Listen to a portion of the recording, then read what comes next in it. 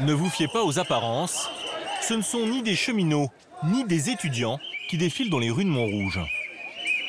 Bon, rouge, en colère, on va pas se laisser faire. Bon, rouge, en colère, on va pas se laisser faire. Ce sont de simples habitants, très remontés, contre les nouveaux tarifs de stationnement qui se sont envolés. Un automobiliste à Montrouge, c'est un billet sur pattes. Si c'est en zone rouge, ça va être 33 € les 2 heures. Même en zone verte, c'est hyper cher la journée. Donc nous, on a de la famille en province. Ils nous ont dit, vous avez des tarifs de fou pour venir passer le week-end. Contre la politique de stationnement à Montrouge. Tous ensemble, tous ensemble. Cette colère ne touche pas que cette petite commune de banlieue parisienne. Car dans la France entière, les automobilistes ont subi un électrochoc en début d'année. Depuis le 1er janvier, les municipalités ont la maîtrise complète des politiques de stationnement. Beaucoup de tarifs ont augmenté. Mais ce qui a le plus crispé les conducteurs, c'est le montant de la sanction en cas de non-paiement. Alors que l'amende était de 17 € partout en France, elle est dorénavant de 35 € au centre de Bordeaux, 40 à Mulhouse, 50 à Paris et même 60 € à Lyon, record de France. Un peu partout, les esprits s'échauffent, comme à Bordeaux. C'est la 8e cérémonie de vœux à laquelle je participe. Dernière, c'est la dernière. Des opposants au stationnement payant manifestent. Et la cérémonie de vœux du maire, Alain Juppé, tourne à la foire d'Empoigne. Tous les habitants,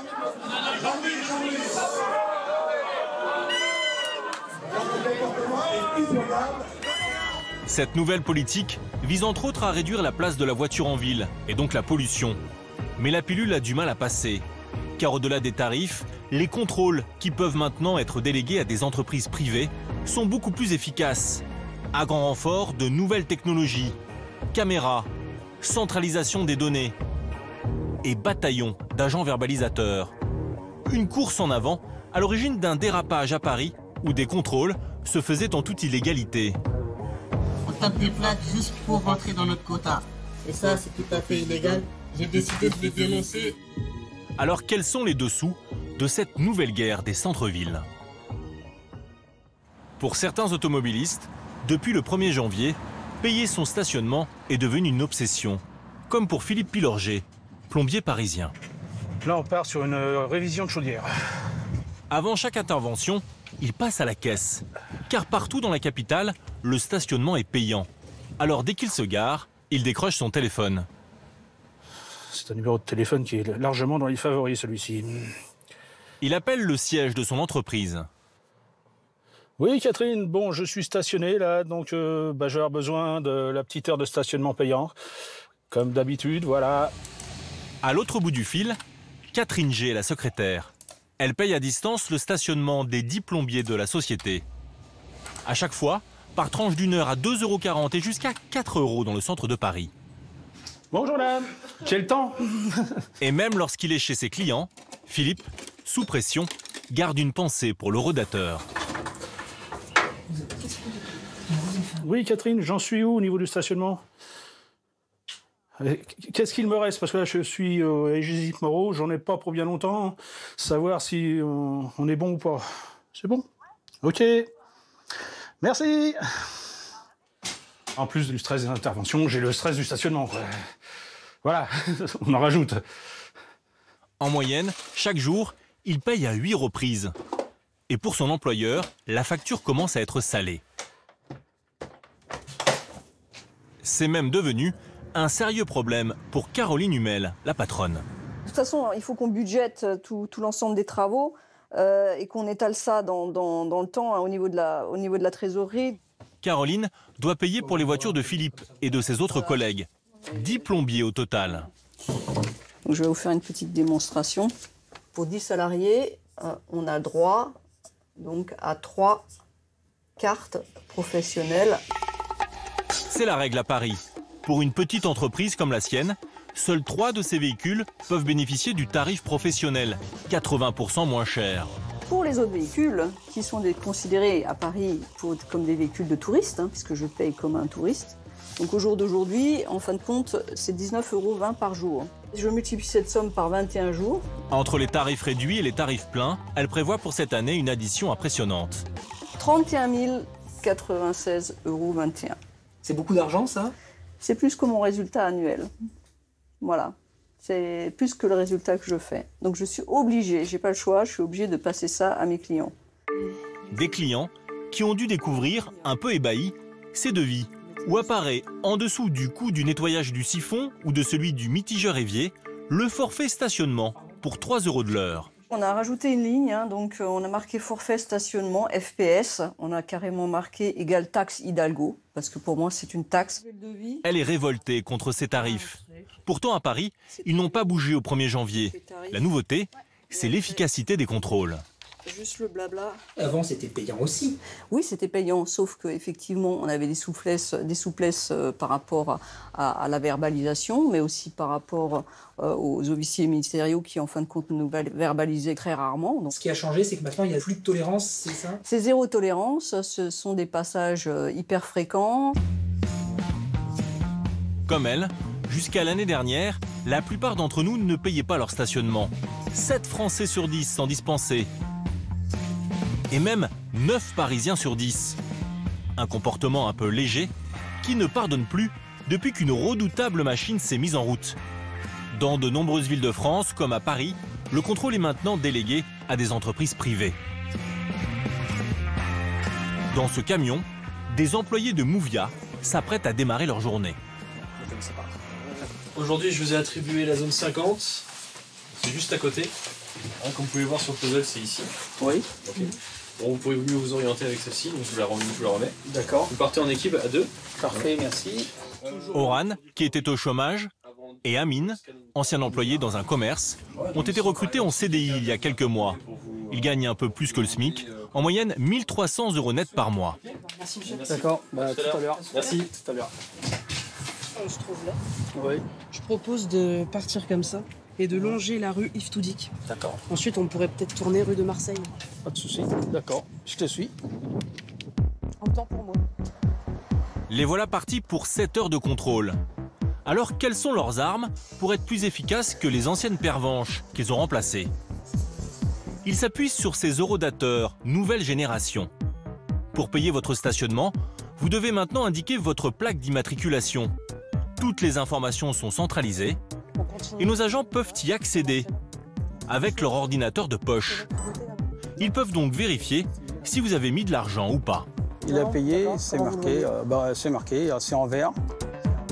En revanche, cette autre voiture n'est pas en règle. Ouais, par exemple, cette voiture, elle peut payer son stationnement. Il a 0 ticket. Donc là, j'appuie sur émission d'un FPS. FPS, le nouveau nom des amendes. Cela signifie forfait post-stationnement. Ça va lui coûter de 50 € et en réduit, il paiera 35 €. 35 € si on paye dans les 4 jours. Amine prend aussi des photos du véhicule en cas de contestation. Pourquoi vous faites ça? Pourquoi vous faites des photos? Comme ça, on a une preuve. Avec leurs petits ordinateurs, ils vont beaucoup plus vite que les anciens agents qui devaient verbaliser à la main. Résultat, en 2 heures, Amine a distribué sous nos yeux 30 amendes. Alors ont-ils des objectifs à remplir pour sanctionner toujours plus de véhicules? Pendant que les agents sont sur le terrain, dans leur camion, leurs chefs peuvent les suivre à la trace, comme nous le montre le responsable des opérations de Movia, Rémi Arouet. Là, vous avez l'activité de l'ensemble des agents qui sont actuellement sous le terrain. En temps réel, là, c'est ça? En temps réel. C'est-à-dire, chaque fois que vous voyez un ticket vert, ce qui est marqué ticket vert, c'est un agent qui contrôle une voiture. Ticket rouge, il met un FPS. Sous leurs yeux, les FPS, les amendes, apparaissent en rouge quasiment chaque seconde. Mais les agents n'auraient pas de quota individuel à remplir. On ne peut pas imposer à quelqu'un de dire vous devez revenir avec un certain nombre de contrôles. Bon, encore moins le FPS. On va regarder qu'il a une bonne moyenne de travail, c'est-à-dire qu'il est constant, il travaille, mais le nombre de contrôles qu'il va faire, c'est très aléatoire. Mais d'après leur contrat, qui les lie avec la mairie de Paris, Movia est tenu de réaliser au moins 23 000 contrôles quotidiens sur le secteur qui leur est attribué, soit une place sur 2 contrôlée chaque jour. En moyenne, Oran, Amine et leurs collègues réalisent chacun au quotidien plus de 350 contrôles. Et pour être encore plus efficaces, ils pourront bientôt compter sur ce véhicule de choc. Quand cette voiture apparaît, avec ces drôles de machines sur le toit, elle déclenche très vite des réactions de panique dans la rue. Non, s'il vous plaît, pas d'amende. S'il vous plaît. Pas d'amende, c'est pas bien de mettre des amendes comme ça. Là. Ça n'étonne plus le conducteur du véhicule. Ça m'arrive à peu près 5-6 fois par jour. Bon, c'est assez comique, hein. J'en vois souvent qui se mettent à courir dès qu'ils me voient arriver. Ça ne met pas d'amende, c'est juste du contrôle. Ah bon, non, parce que j'étais en train de me garer. Non.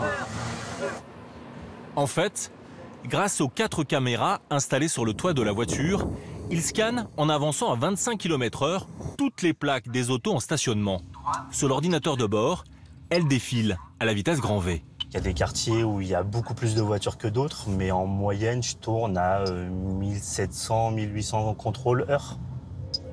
Pour l'instant, ce véhicule expérimental ne participe pas au contrôle. Mais toutes les données qu'il collecte arrivent dans cet immeuble. Et pour Christophe Lomé, le responsable du projet, elles sont précieuses. Il voit en temps réel, représentés par ces points rouges, les centaines de véhicules qui stationnent sans payer. Et bientôt, le but de tout ça sera de guider les agents vers leur cible.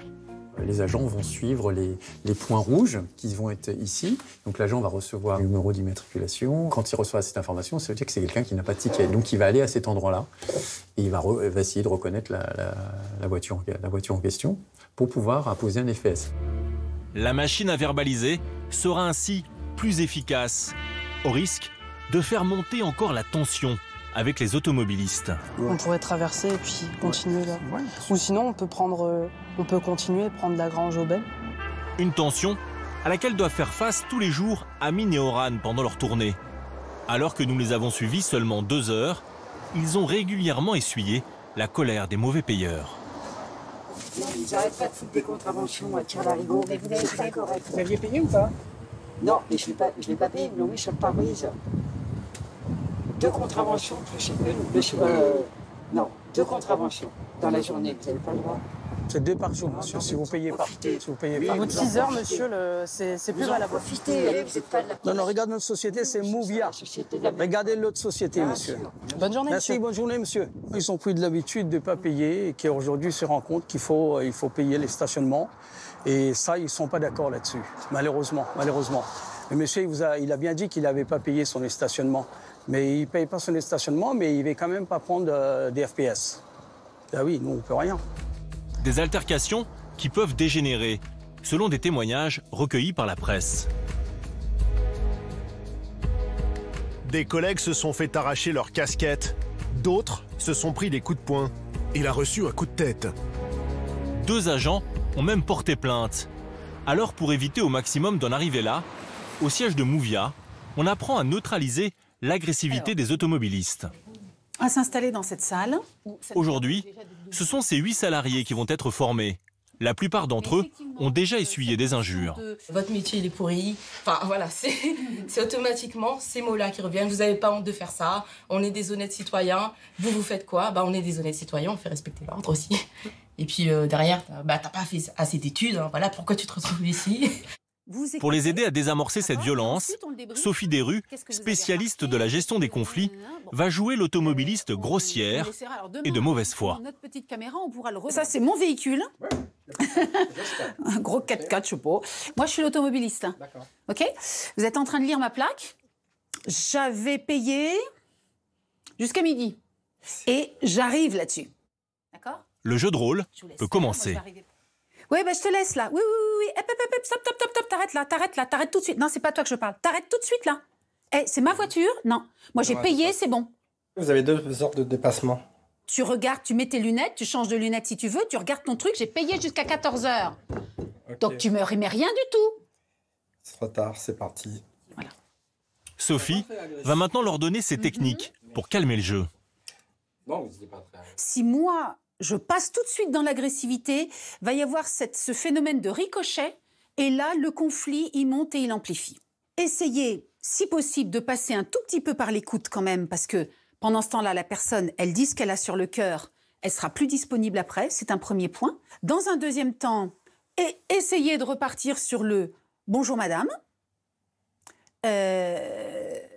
Madame, votre véhicule, est en dépassement de... Citez les faits.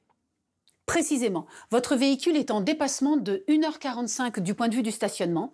Le forfait est imprimé. Je regrette. Je ne peux plus rien faire pour vous.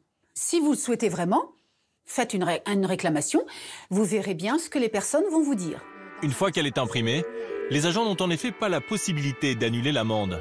De retour sur le terrain, cette petite leçon de diplomatie ne sera pas un luxe, car la colère est aussi entretenue par des erreurs, comme des amendes totalement injustifiées qui peuvent tomber par dizaines. Depuis plus d'1 an, Nadir doit s'aider d'une canne pour marcher. Cet ancien parachutiste dans l'armée a le dos très abîmé, à tel point que c'est devenu un handicap. J'ai du mal à marcher et puis effectivement la station debout pour moi est difficile. Donc dès que je commence à marcher plus de 10 minutes, c'est mort. Il faut que je m'assoie ou il faut que je me repose un peu. Ce grave problème de santé lui donne droit à une carte pour le stationnement. Donc j'ai signalisé le véhicule par un autocollant handicapé et j'ai donc ma carte qui est apposée.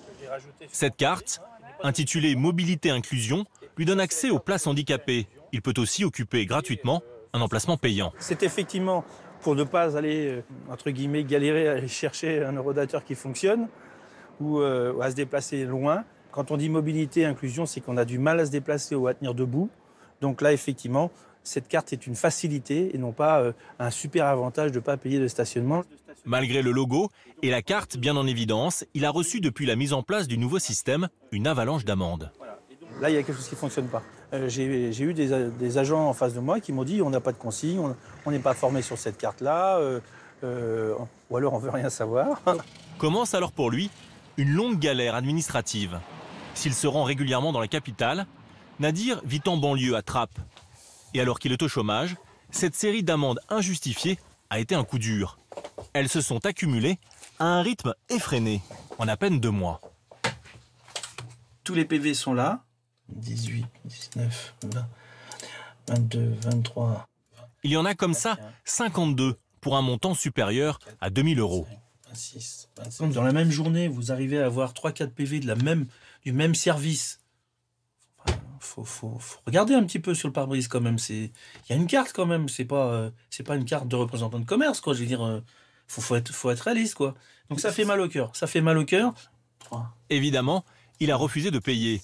Et comme les milliers d'automobilistes qui veulent contester ces nouvelles amendes, il a commencé une procédure en ligne plutôt décourageante. Tout d'abord, créer un compte. Et là, vous commencez l'aventure. Après avoir entré vos informations personnelles, vous arrivez au formulaire de contestation, où il faut indiquer le numéro à 26 chiffres du forfait post-stationnement. Il est lisible? Alors qu'il est lisible comme on peut. Vous devez ensuite joindre tous les justificatifs, l'amende, la carte grise et pour lui, la carte handicapée. Donc là, je vais scanner mon document en PDF, parce que sinon, il n'accepte pas d'autres formats. On ne peut pas envoyer une photo, il faut que ce soit en PDF. Donc il faut avoir un scanner. Ah oui, sinon vous ne pouvez pas joindre le document. Ces démarches nécessitent un peu d'équipement et certaines compétences. Il y a quand même beaucoup d'informatique à faire pour un seul PV. Vous imaginez quand vous avez vu le nombre de dossiers que j'ai. Votre grand-mère ne sait pas le faire et puis beaucoup de gens ne savent pas ce que c'est que déjà tout ce système informatique, ce que c'est qu'un scanner, etc. et tout. Et si vous préférez envoyer un courrier, seul le recommandé avec accusé de réception est valable. Il vous en coûtera 5,20 € qui ne seront pas remboursés, même si vous obtenez gain de cause. Vous êtes obligé de payer en plus quelque chose que vous contestez. Au bout du compte, Nadir a réussi à se faire entendre. Tous ses FPS ont été annulés. Il faut dire que les réclamations semblables à la sienne se sont multipliées. Les sociétés privées, qui contrôlent le stationnement comme Movia, affirment avoir identifié le problème.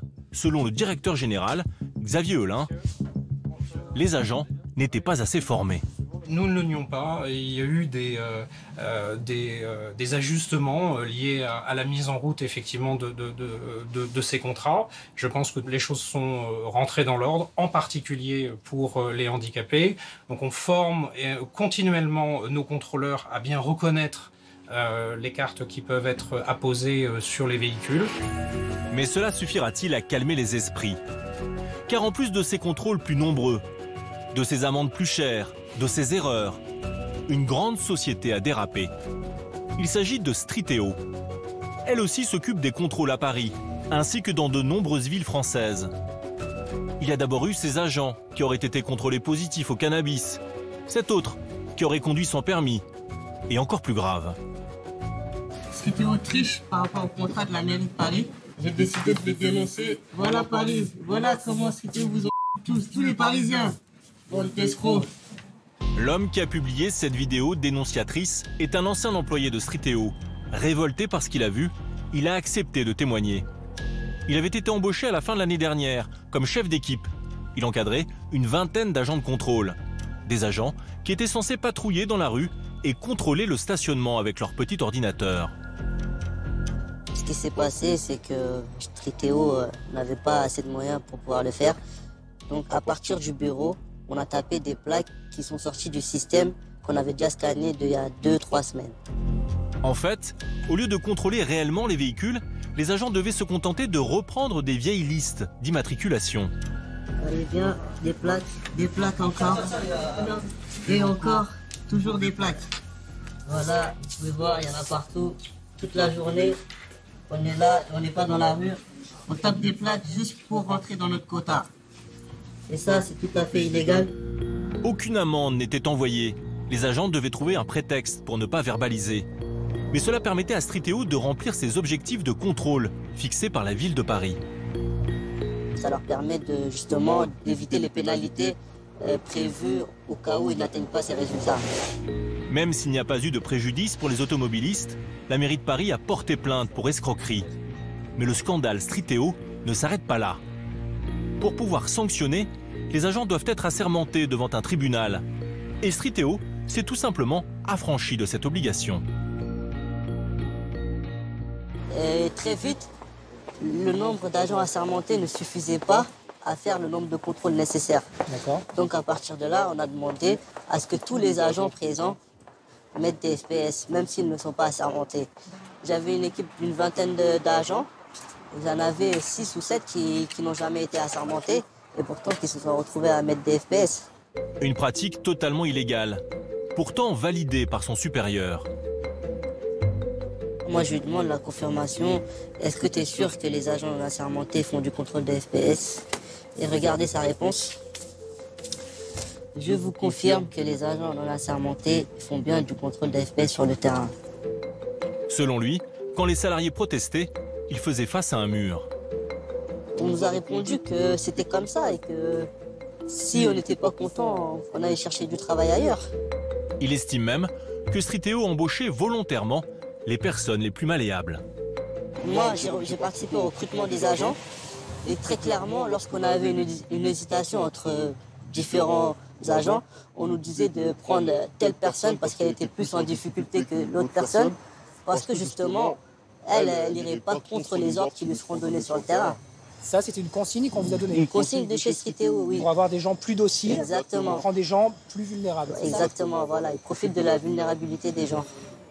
Pour obtenir des explications, nous avons plusieurs fois tenté de rencontrer les responsables de Striteo à Paris. Par email, par téléphone, et même en allant frapper à leur porte. Une partie de leurs bureaux sont installés ici, au sous-sol d'un parking public. Mais impossible d'avoir une conversation avec un responsable. Bon, c'est fini les histoires de faux PV et tout ça, c'est faire une internet. Mais on aimerait bien avoir quelqu'un qui s'exprime au nom de la société. Donnez-moi vos coordonnées, on transmettra l'information. On transmettra sans faute. Sans faute, vraiment sans faute. Nous n'avons jamais eu de réponse. Mais l'entreprise a fini par reconnaître auprès de la mairie des erreurs inexcusables. Elle assure que les pratiques frauduleuses ont cessé et que les 5000 FPS illégaux seront remboursés. Malgré cette mise en place parfois chaotique, la nouvelle politique de stationnement commence à produire ses effets. L'impact sur la pollution n'est pas encore mesuré, mais selon plusieurs mairies concernées, nous sommes de plus en plus nombreux à payer pour nous garer. Et il y a un petit avantage à tout cela. Comme le compteur tourne, les places se libèrent plus vite et il est donc plus facile d'en trouver une.